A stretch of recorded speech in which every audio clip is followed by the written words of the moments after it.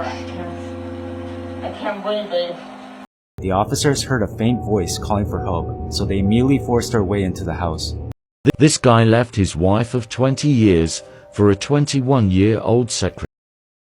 This woman put her boyfriend in a suitcase and left him there for 11 hours. In February 2020, 42-year-old Sarah Boone zipped her boyfriend, George Torres, into a suitcase and left him there all night and found him deceased in the morning. She called police and told them that they were playing hide and seek the night before, and when he got into the suitcase, she went to bed, but she thought that he could get out. She made it clear to investigators that she wasn't drunk the night before and this whole thing was unintentional. When investigators asked for her cell phone, she just handed it to them. But what Sarah forgot is that she recorded the entire incident the night before, and let me tell you, it's super disturbing. The video shows Sarah intoxicated and she's pointing the camera to the blue suitcase that George is inside, and you can hear him begging Sarah to let him out and that he couldn't breathe. But instead of Sarah getting him out of the suitcase, she laughs and taunts him and tells him, "This is for everything you've done to me."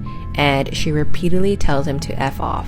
The couple had been arrested in the past for assaulting each other, so it was clear that their relationship was super toxic. The autopsy determined that George passed away from asphyxiation and his body was extremely bruised, which led them to believe that he was thrown down the stairs while he was in a suitcase. Sarah was charged with second-degree murder and her trial begins in November of this year. Today's case is one of these cases that you'll most likely recognise like the famous mugshot from. So this here is 18-year-old Shailene Moran. At the time of what she did, she was 18 years old, and this takes place in 2019. She was from a place called Pawtucket, which is in America, and in the fall of October 2019, she met a boy online who she started a relationship with. This boy was called Leonard Troutfield, and I couldn't find any photos of him for some reason. On the first day that they met in person, the pair stayed at Leonard's house. However, after day 4, the pair got into quite the argument, where Shailene had stormed out of the house and filed a police report against Leonard. And she had called assault, which Leonard absolutely denied was not true. The pair were then given a no-contact order. And the reason why I'm kind of leaning to believe Leonard is, I'll tell you why. So obviously when you're given a no-contact order, you cannot contact that person. But this didn't bother Shailene. She was sending death threats to absolutely all of his family, including his dog. So after the breakup, she then very quickly met Jack Doherty. And together they had conspired that they were going to kill Shailene's ex. And Jack was absolutely down for that. He was so ready to do it. They were sending each other texts like, "If you do this, we'll be together forever, I love you," and all that. And at the end of December 2019, so we're literally talking 2 months later, Jack came down from New York to see Shailene. Not only this, he also brought an engagement ring with him, and the pair were ready to go to her ex's house to commit a shooting. So Shailene had actually stayed in a hotel nearby where the pair were staying. She didn't go with him, and they decided that they were just going to shoot whoever opened the door. So on January 1st, 2020, Jack Doherty went to the address of Leonard, and it was his mother, Cheryl Smith, that opened the door, and she was shot several times, which killed her. Another strange thing that I just want to know, I couldn't find many photos of Cheryl either. To which, after it took place, they then posted this on Facebook, which says, "We some fighters and some shooters." And she's also showing off her engagement ring in the post. Luckily, a detective that was responding to the shooting had saw this post that these two had posted. So literally just a couple hours later, they were arrested in the hotel room, which I just think is kind of funny, to be honest. Like, how stupid do you have to be? And the cops found the gun that was used in the shooting that matched the bullets found in Cheryl. Jack Doherty is still in prison awaiting trial, but because Shailene was really the mastermind behind it, she knew what she was doing. She was sentenced to life in prison for her part on killing Cheryl Smith.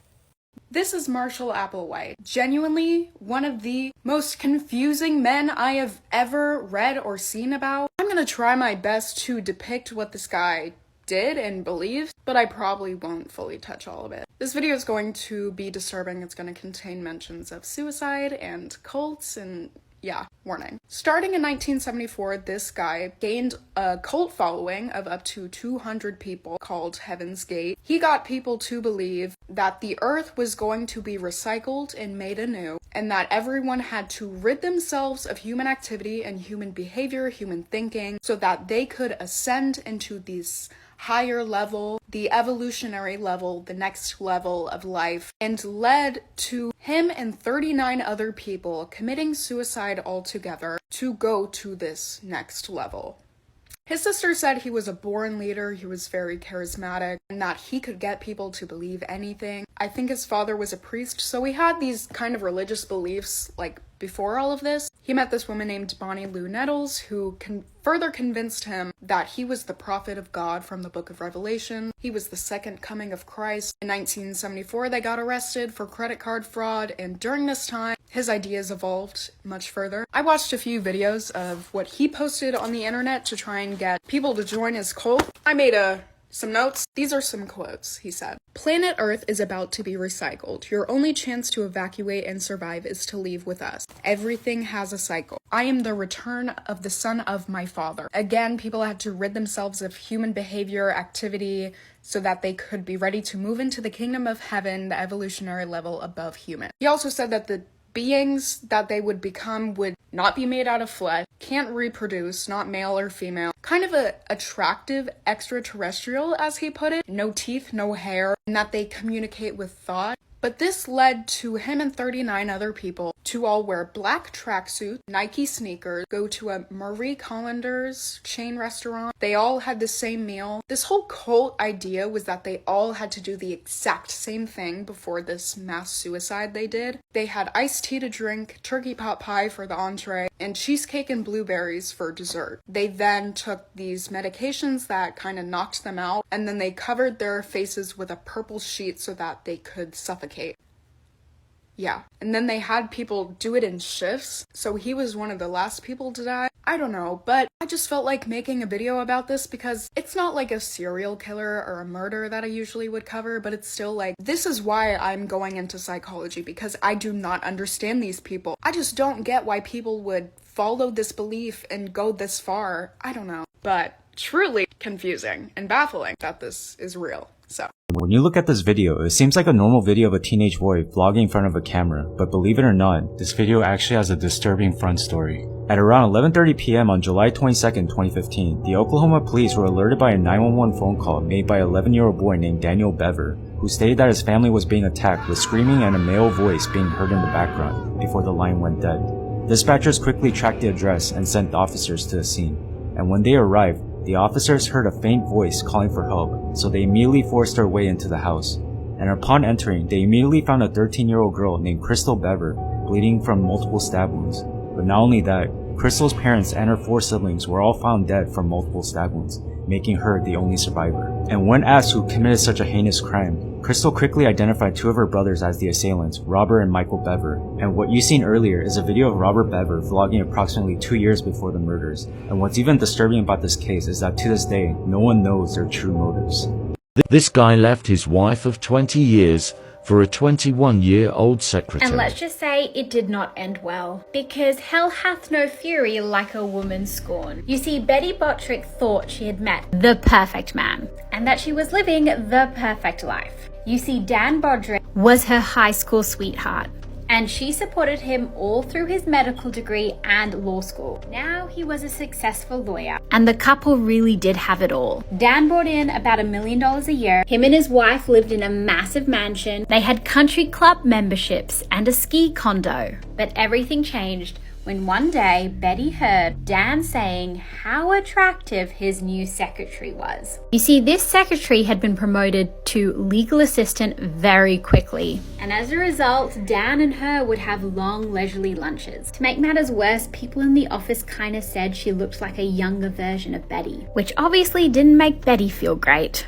One day, Betty said she'd had enough, and she told Dan to get rid of her. But instead, Dan ended his 20-year marriage, and he chose Linda, the secretary, instead. Betty was enraged. After the divorce, Dan got married to Linda pretty quickly. The pair honeymooned in Hawaii. And for 6 months, it seemed like everything was okay. But on the 5th of November, 1989, Betty took a gun, broke into Dan and Linda's mansion, and shot them both while they were in bed. She then immediately drove to the police station and turned herself in. Betty was found guilty and sentenced to 2 consecutive life sentences. If you want to hear more sinful deeds done by real-life people, all you have to do is follow. Do you know those people who would do almost anything to prove a point? Well, Gary Hoy was one of those people. He was a lawyer in a firm in Toronto. He worked in a skyscraper on the 24th floor. You see, Gary had been showing a group of students the plush law firm offices when he wanted to make a point. He told the students not to be scared because the glass used at his offices was unbreakable. So, to make his point, Gary threw himself against the wall. Now, he was right. The glass did not shatter. But what did break, however, was the window frame. The window frame popped out, and Gary sadly plunged to his death. Want to hear more stories? Hit the plus button.